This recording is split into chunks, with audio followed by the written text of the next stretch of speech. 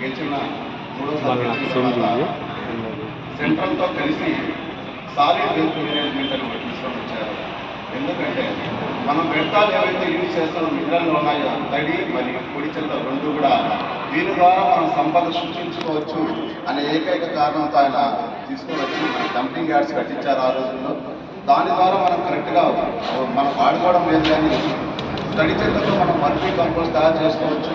పొడి చెత్తతో కూడా మనం డబ్బులు సంపాదించడానికి ఆస్కారం ఉంది. ఎప్పుడైతే మనం కరెక్ట్గా పరిశుభ్రత పాటిస్తామో ఆ రోజే మన ఆరోగ్యం కూడా బాగుంటుందని నారా చంద్రబాబు నాయుడు గారు ఆలోచించి మన రాష్ట్రం గురించి, మన ప్రజల గురించి, ఆయనకి ఎంతసేపు అభివృద్ధే కాదు ప్రజల శ్రేయస్సు కూడా ఆయనకు చాలా ముఖ్యం. చాలా ఆలోచిస్తారు ప్రజల గురించి. మీకు తెలుసో లేదో మా పార్టీకి సంబంధించిన వాళ్ళకు ఆయన స్వయంగా కాన్ఫరెన్స్ తీసుకుని న్యూట్రిషన్ పైన మన ఆరోగ్యం పైన ఆయన నిజంగా ఆయనే క్లాసులు తీసుకుంటాడు. నా నెలకు ఒకసారి